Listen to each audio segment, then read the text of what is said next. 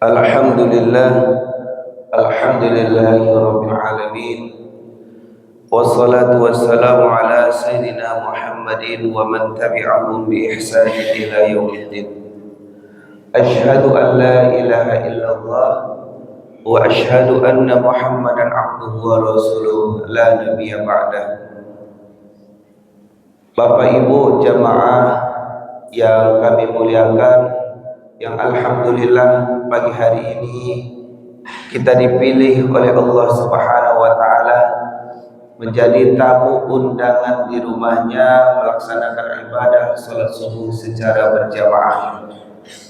Dan lebih beruntungnya kita lagi, kita datang sebelum perjamuan itu dimulai.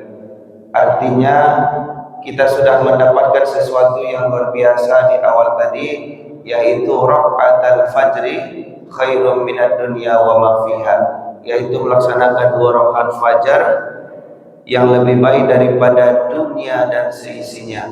Bukan sama baik Bapak Ibu, tapi lebih baik daripada dunia dan seisinya. Bapak Ibu jamaah yang kami muliakan, pagi hari ini kita membahas sumber hukum dalam agama Islam. Bapak Ibu jamaah yang kami muliakan, tentu hukum termasuk hukum Islam itu tidak bisa diagak-agak. Harus ada acuannya, harus ada panduannya, sehingga hukum itu tetap jelas dan mengikat. Begitu juga hukum bernegara, dia harus jelas, kemudian mengikat nanti seluruh masyarakatnya. Bapak Ibu jamaah yang kami muliakan, sumber hukum dalam agama Islam yang pertama dan paling tertinggi adalah Al-Quran. Maka tidak ada sumber utama selain Al-Quran ini. Dan Al-Quran inilah Bapak Ibu nanti yang menjadi acuan dari sumber-sumber lainnya. Semisal Bapak Ibu, aqimus shalah wa atuz zakah, kerjakan salat dan kemudian tunaikan zakat. Maka perintah yang ada dalam Al-Quran tersebut itu menjadi sebuah hukum. Apa hukumnya?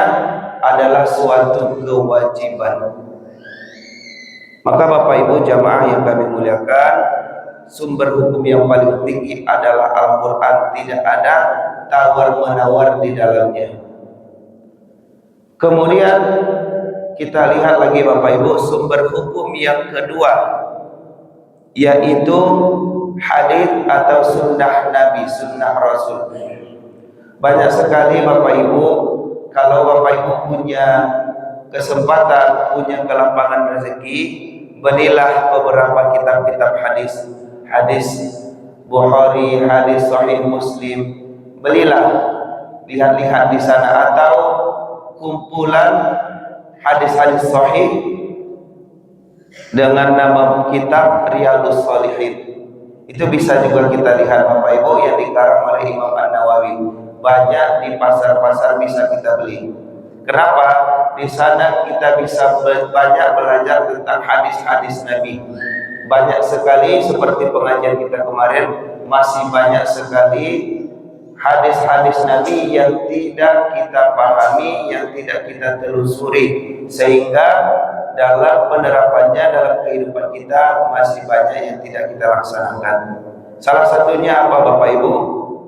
Hadis Rasulullah yang bercerita tentang bagaimana kita minum.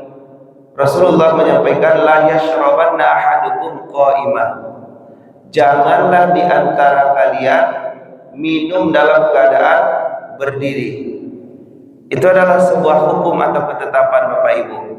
Rasulullah mengatakan jangan kita minum secara berdiri. Maka Bapak Ibu itu langsung menjadi hukum. Rasulullah sudah melarang, maka harus kita tinggalkan. Dalam hal ini Al-Quran dan Sunnah Rasul itu tidak ada perdebatan. maka harus kita laksanakan, harus kita terima apa yang disampaikan oleh keduanya, baik Allah melalui Al-Qur'annya, baik Rasul melalui sunnahnya. Walaupun sunnah Rasulullah itu sumbernya itu juga dari Allah Subhanahu wa taala. Wa ma yantiqu 'anil hawa in huwa illa wahyu yuha.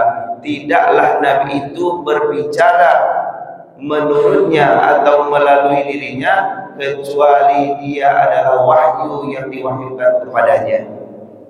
Bapak Ibu jamaah yang kami muliakan, dari situ kita sudah sepakat tidak ada pergeseran. Kemudian apalagi Bapak Ibu, kalau tidak ada kita lihat di dalam Al-Quran, tidak ada di hadis Rasul, maka lanjut kita kepada ijma'. Apa itu ijma'? Adalah kesepakatan para ulama secara umum tentang hukum suatu perkara. Semisal Bapak Ibu, ketika Rasulullah SAW telah wafat, maka Al-Quran masih bercecer, masih ada di dalam dada para sahabat, masih ada di dalam tulang-tulang, masih ada di pelumpah kurma.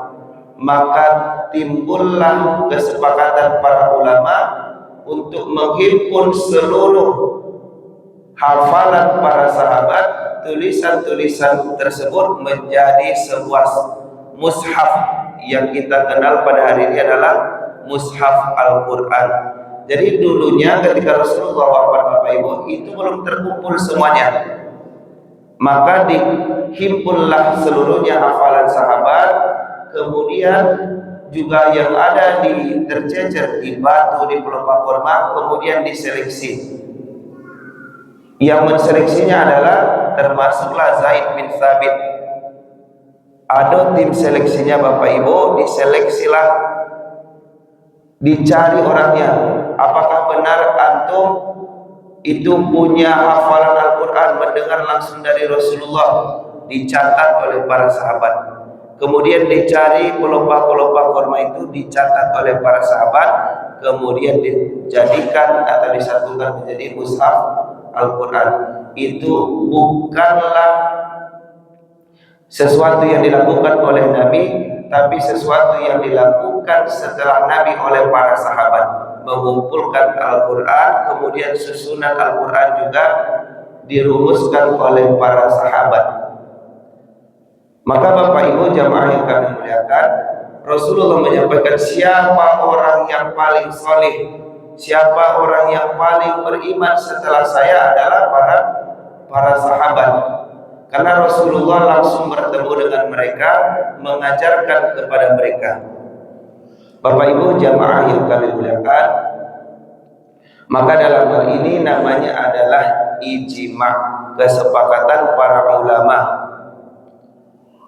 Kemudian apalagi Bapak Ibu, yang namanya yang keempat adalah qiyas.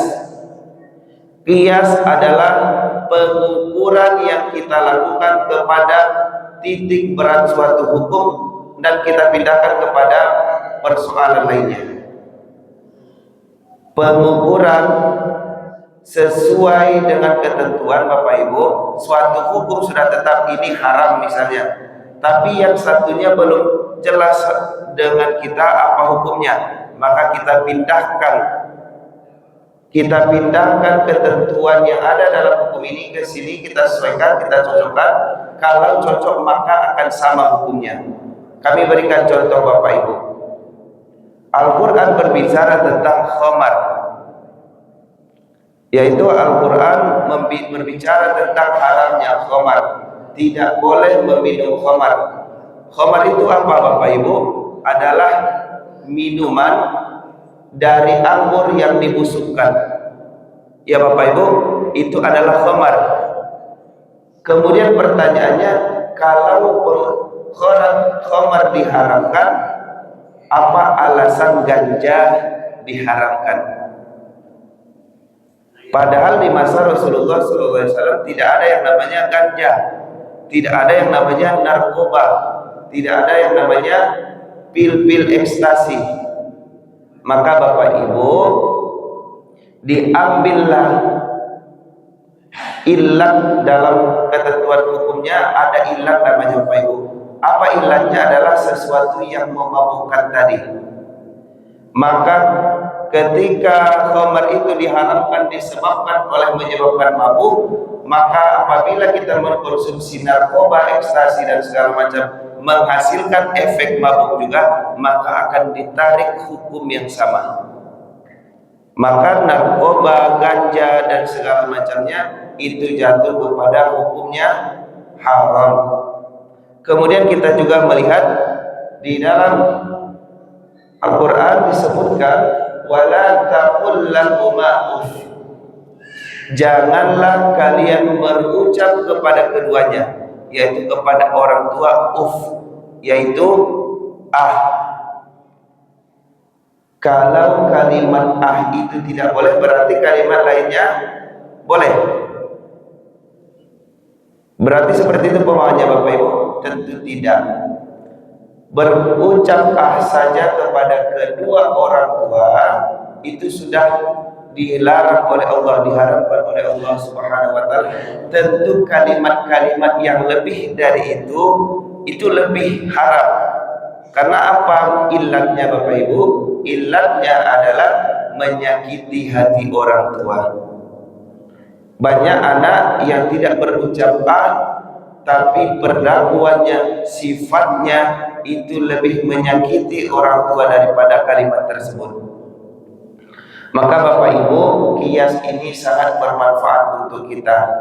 Kadang ada yang bertanya Bapak Ibu, apa hukumnya ini Ustaz? Apa ini hukumnya Ustaz? Selagi kita bisa memahami hukum kias ini, mudah-mudahan akan mempermudah kita. Kita berikan contoh lagi Bapak Ibu.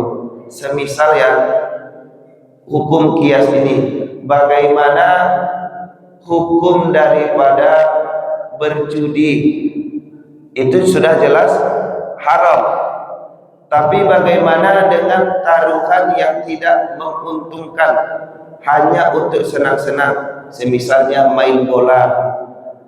Main bola nanti siapa yang menang, siapa yang kalah akan membelikan minum. Atau main koa, main catur, siapa yang kalah akan membayari makan orang yang menang tadi. Maka itu juga jatuh kepada haram. Apa ilatnya di situ Bapak Ibu? Adalah sifat mengundi nasib. Sifat mengundi nasib di sana ada sifatnya, ada ilatnya. Maka kita harus bisa menentukan itu. Bapak Ibu jamaah yang kami muliakan, yang pertama adalah Al-Quran, kemudian adalah hadis, yang ketiga adalah ijma, yang keempat adalah qiyas, kemudian satu lagi kami tambahkan, ini adalah pendapat dari Anas bin Malik, yaitu namanya syaddu dzari'ah. Apa itu syaddu dzari'ah? Menutup kemungkinan untuk jatuh kepada keharaman. Pada dasarnya hukum sesuatu itu mubah, tapi berkemungkinan akan jatuh kepada keharaman, maka hendaknya kita laksanakan syaddu dzari'at ini. Kami berikan contoh Bapak Ibu. Merayakan malam tahun baru itu diperbolehkan. Atau merayakan suatu peringatan hari 17, peringatan Pancasila dan segala macamnya, itu diperbolehkan. Tapi keluar sampai larut malam itu akan berkemungkinan sesuatu yang buruk atau jatuh kepada keharaman. Maka tidak memperbolehkan keluar malam pada malam tahun baru adalah hukumnya syaddu dzari'ah, menolak jatuh kepada keharaman. Jadi kok ada Bapak Ibu anak kita, anak gadis kita minta izin misalnya, Pak, saya minta izin pergi merayakan malam tahun baru. Merayakan malam tahun baru itu boleh, tapi keluar malamnya akan berkemungkinan jatuh kepada keharaman, bertemu dengan yang tidak mahramnya, berkumpul dengan di tempat-tempat maksiat, maka Bapak Ibu itu kita menutup kemungkinan jatuh kepada keharaman. Itu hukumnya syaddu dzari'at, itu adalah harus dilaksanakan, harus ditetapkan hukumnya, tidak boleh, maka haram. Kemudian apalagi Bapak Ibu, apa hukumnya ketika kita bekerja, mohon maaf, di diskotik? Sebenarnya bekerja untuk memberikan jasa kita itu boleh, tapi berkemungkinan jatuh kita kepada keharaman, karena di diskotik itu banyak sekali peluang-peluang untuk keharaman di sana. Kalau misalnya minuman keras, orang minum, lama-kelamaan kita juga ikut minum. Perempuan-perempuan na'udzubillah di sana yang tidak sesuai pakaiannya, maka kita akan melihat sesuatu yang haram. Maka dari hal itulah Bapak Ibu, kita menutup kemungkinan kita jatuh kepada ke sana. Maka hukum kerja di diskotik itu adalah jatuh kepada keharaman, karena akan membuat kita berkemungkinan jatuh kepada hal tersebut. Maka Bapak Ibu jamaah yang kami muliakan, syaddu dzari'at ini sangat penting. Kalau dalam adai itu namanya pagar nagari, harus adonan membatasi Bapak Ibu. Kalau di adat kita kan semisal laki-laki jopadusi tidak boleh keluar malam, bahasamo misalnya. Nah itu juga syaddu dzari'at. Kemudian apalagi yang penting Bapak Ibu, salah satu contoh yang ini tidak boleh kita laksanakan, tapi boleh sebenarnya, tapi berpeluang untuk jatuh kepada keharaman, yaitu membiarkan atau membolehkan adik kakak itu dalam satu kamar. Itu adalah juga syaddu dzari'at. Harus kita mewaspadai jatuh kepada sesuatu yang buruk. Kemudian apalagi Bapak Ibu, yaitu kalau bisa jangan satukan seorang suami dengan iparnya. Kan ada Bapak ini film yang sedang viral, apa itu?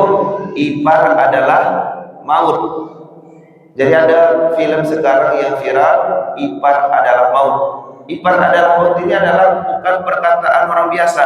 Rasulullah yang menyampaikan bahwa ipar itu adalah maut. Kenapa?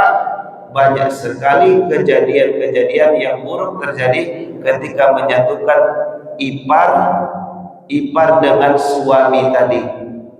Maka untuk menolak itu hukum syaddu dzari'at berlaku, yaitu menolak atau tidak menyatukan ipar dengan suami tadi. Bapak Ibu jamaah yang kami muliakan, mudah-mudahan kita bisa belajar dari hukum Islam itu sendiri Bapak Ibu. Kalau kita mau belajar, kita mau memahaminya, mudah-mudahan bisa sedikit banyaknya kita terapkan dalam kehidupan kita. Jangan sampai dalam kehidupan ini kita tidak tahu mana yang halal, mana yang haram, mana yang boleh, mana yang tidak boleh. Karena kita memakai agama ini seumur hidup kita, dan apapun tindak tanduk kita dalam kehidupan akan dipertanggungjawabkan kepada Allah Subhanahu wa taala nantinya. Demikian Bapak Ibu, mudah-mudahan Allah bimbing kita, Allah berikan kita kemudahan untuk memahaminya. Wabillahi taufiq wal hidayah. Assalamualaikum warahmatullahi wabarakatuh.